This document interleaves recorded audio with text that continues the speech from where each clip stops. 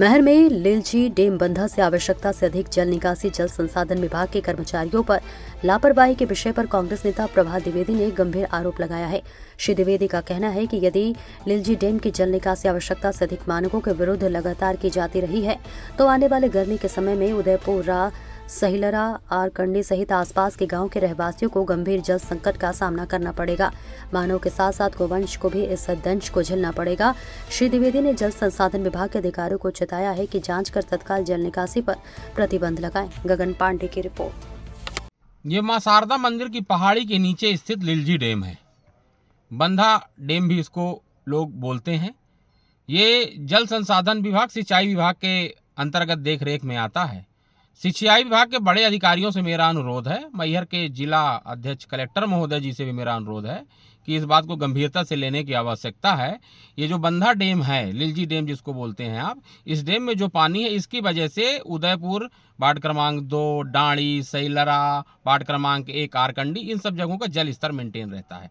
इन दिनों देखने में आ रहा, पिछले वर्ष भी ये शिकायत आई थी, जब हमने इस पर शिकायत की थी तो संज्ञान लिया गया था, कार्रवाई हुई थी। इन दिनों देखने में आ रहा है कि जो इस विभाग के छोटे कर्मचारी हैं, कुछ लोगों से छोटी मोटी रकम ले लेके या कि किसी अन्य लालच की बस या किसी भाईचारे या प्रेम की बस कुछ लोगों की जरूरत के लिए इस लिलजी डैम को रात के समय खोल देते हैं 2 घंटे 3 घंटे के लिए, जिससे लगातार इसका पानी घट रहा है। इसका पानी घटने से समस्या क्या होगी कि जब लिलजी डैम सूख जाएगा तो यहाँ आसपास की उदयपुर की, डाणी की, सहिलरा की आदि जगह के लोग बूंद बूंद पानी के लिए तरसने लगेंगे। और जब ये डैम सूख जाता है तो इस डैम की जो मट्टी होती है उसके बीच में बड़े बड़े दर्रे फूट जाते हैं और कुछ छोटे मोटे गड्ढों में पानी रह जाता है, जिससे जो गौवंश है हमारा, जब गर्मी में बूंद बूंद पानी की प्यास के लिए भटकता है वो, और जब पानी कहीं उसको थोड़ा सा भी प्रतीत होता है तो उसको पीने का प्रयास करता है और इसमें अंदर जाने का प्रयास करता है। क्योंकि मट्टी दलदली रहती है, दर्रे फोड़े होती है, पर वो पीने के लिए बहुत जाने का जब प्रयास करता है तो उस दलदली मिट्टी में वो फंस जाता है और छटपटाता रह जाता है और नहीं निकल पाता है और उसकी अंतिम में उसको प्राण त्यागना पड़ता है। पिछले बार कई गौवंशों को गांव के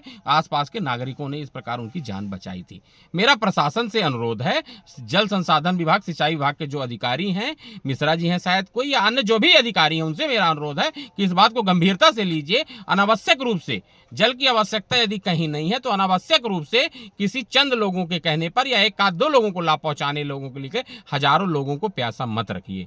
जो इस पूरे क्षेत्र का गौवंश है वो भी बूंद बूंद पानी के लिए तरसेगा, जो यहाँ पर जनमानस निवास करता है वह भी बूंद बूंद पानी के लिए तरसेगा। जो ये पीछे चित्र में आपको डैम दिख रहा है, मां शारदा पहाड़ी से संबंधित जगह के नीचे, मेरा अनुरोध है प्रशासनिक अधिकारियों से गंभीरता से लीजिए और वो कर्मचारी जो इसको डैम को कुछ छोटी मोटी लालच के लिए खोलने का प्रयास कर पूरा जल निकासी, जल बहाने में लग गए हैं, उस पर कार्रवाई भी करिए और तत्काल प्रभाव से जो जल बेवजह बहाया जाता है, आवश्यकता मानक का जो मापदंड हो, आवश्यकता से अधिक यदि कहीं जल दिया जा रहा हो तो उस पर रोक लगाइए। आवश्यकता अनुसार दिया जा रहा है तो ठीक है, व्यवस्थित है, चलाया जाए। पर यदि आवश्यकता से अधिक मापदंड के विरुद्ध कहीं जल की निकासी कराई जा रही है किसी कर्मचारी के द्वारा तो उस पर कार्रवाई सुनिश्चित करिए और तत्काल इस पर प्रतिबंध लगाइए, जिससे इस क्षेत्र की जनता को ग्रीष्मकालीन गर्मी के समय में बूंद बूंद पानी के लिए न तरसना पड़े। जय हिंद, जय भारत।